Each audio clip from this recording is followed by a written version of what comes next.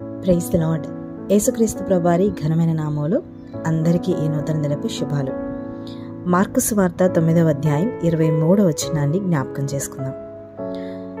నమ్ముట నీ వలనైతే నమ్మువానికి సమస్తము సాధ్యమే. ఈ వాక్యం మనకు బాగా పరిచయమైన వాక్యం. ఈ సమస్తము అనేది మనకి ఊరికే దొరకదండి. ఎందుకంటే విశ్వాసం అనే మార్గాన్ని దేవుడు మనకి బోధించాలి అనుకున్నప్పుడు దేవుడు చాలా మార్గాల ద్వారా మనల్ని తీసుకెళ్తూ ఉంటారు. ఎందుకంటే ఈ విశ్వాసం అనే దాన్ని మనకి నేర్పించాలని దేవుడు ఎప్పుడు కూడా ఆరాటపడుతూనే ఉంటారు. మనం ఇలా విశ్వాసం అనే ఒక బడిలో చదువుతూ ఉన్నప్పుడు ఈ విశ్వాసానికి పరీక్షలు కూడా ఎదురవుతూ ఉంటాయి.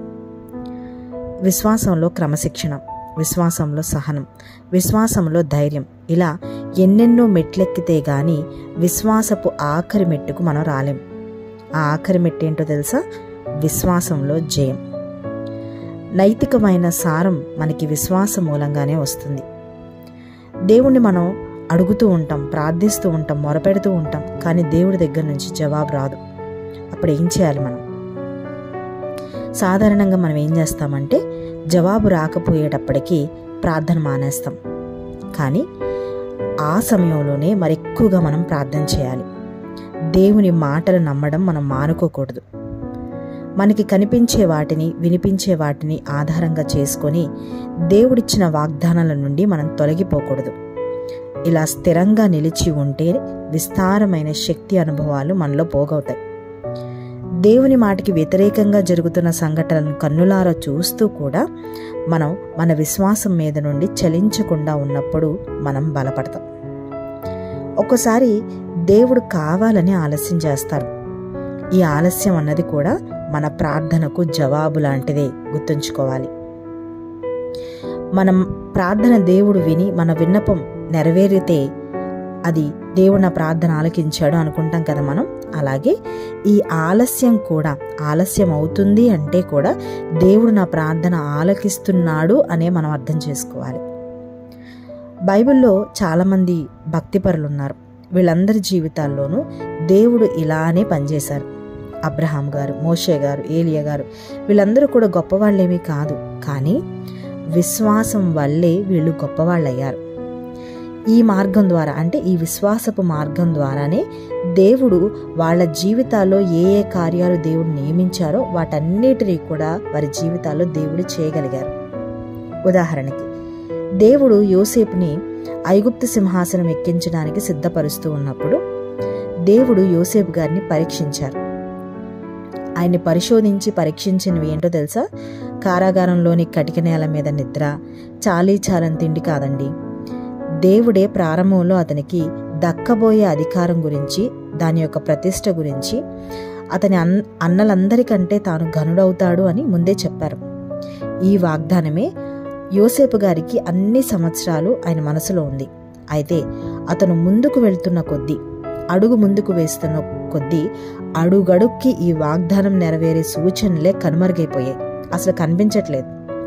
చివరికి చెయ్యని నేరానికి కూడా జైలు పాలయ్యాడు. బహుశా నేరం చేసుండి బంధించబడిన నేరస్తులందరూ కూడా ఒక్కొక్కళ్ళు విడుదలై వెళ్ళిపోతూ ఉన్నా గానీ యోసేపు గారికి మాత్రం చెరసాలలో నుండి మాత్రం బయటికి విడుదల కలగలేదు. చెరసాలలోనే మగ్గిపోయాడు. అప్పుడు అక్కడ ఒంటరితనంలో గడిపిన ఆ క్షణాలే, ఆ గడియలే అతన్ని ఇంకా పదును పెట్టాయి. అవే అతని ఆత్మీయ అభివృద్ధి కలుగజేసే గడియలు కూడా అయ్యాయి. చివరికి అతని విడుదలకు ఆజ్ఞ వచ్చినప్పుడు తన అన్నలతో ఎలా వ్యవహరించాలి అన్న జ్ఞానం కూడా సంపాదించి పెట్టింది. దేవునిలో తప్ప మరెక్కడా కనిపించినంత ఓర్పు, ప్రేమ యోసేపు గారిలో మనకు కనపడతాయి. ఇలాంటి అనుభవాలు మనకి నేర్పాలి అంటే ఈ క్షణాలే, మనకి ఆలస్యమవుతున్న క్షణాలు ఉన్నాయి చూసారా, అవే నేర్పిస్తాయి. అవి నేర్పించినంత శ్రేష్టమైన పాఠాలు ఇంకెవ్వరూ కూడా మనకి నేర్పించలేరు.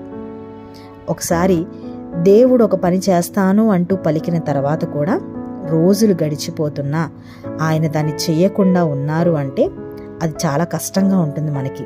అయితే విశ్వాసంలో క్రమశిక్షణ నేర్చుకొని దేవునికి సంబంధించిన జ్ఞానాన్ని మనం పెంచుకోవడానికి ఇదే సరైన మార్గం.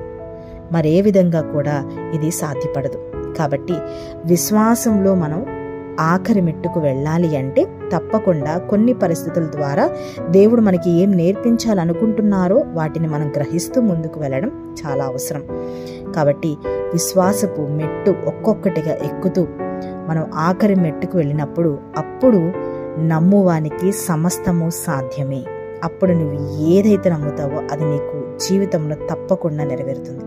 అట్టి కృప దేవుడు మనందరికీ అనుగ్రహించునుగాక. ప్రార్థన. పరిశుద్ధుడా గొప్ప తండ్రి, మీకు వందనాలు. దేవా, మీరు మమ్మల్ని మా కుటుంబాన్ని జ్ఞాపకం చేసుకుని ఇచ్చిన మరొక నూతన దినానికే వందనాలు తండ్రి. నమ్మువానికి సమస్తము సాధ్యమే అన్నావు. అవునయ్యా, విశ్వాసం అంటే నమ్మడం ఎలాగో కొన్నిసార్లు మాకు అర్థం కాదు. కొన్నిసార్లు ఎంత నమ్ముతున్నా కార్యాలు జరగట్లేదేంటి, ఎంత విశ్వసించినా మా జీవితాల్లో ఎందుకు కార్యాలు జరగట్లేదు అని రకరకాల ఆలోచనలోకి వెళ్ళిపోయి కొన్నిసార్లు దేవా ప్రార్థనకి సన్నిధికి దూరమైపోతూ ఉన్నాం తండ్రి.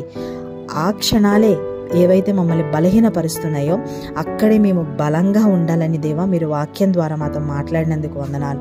అవును తండ్రి, మా ముందు చాలామంది భక్తులు ఉన్నారు. వాళ్ళ జీవితాల్లో దేవా ఎలాగైతే విశ్వాసముతో నిలబడి విశ్వాసము ద్వారా వారి జీవితాన్ని కట్టుకున్నారో దేవా ఆ క్షణాల్లో మేము ఇంకా ప్రభా మమ్మల్ని పదును పెట్టుకుంటూ ప్రార్థనలో సహవాసంలో ఎదిగే కృప మాకు ఈ ప్రార్థనలో ఏకీభవిస్తున్న ప్రతి బిడ్డకు మీరు అనుగ్రహించండి. అవునయ్యా, ఒక ఆలస్యం మా మేలు కొరకే మీరు దాచి ఉంచారు అని ప్రభా అర్థం చేసుకునే కృపను మాకు దయచేయండి.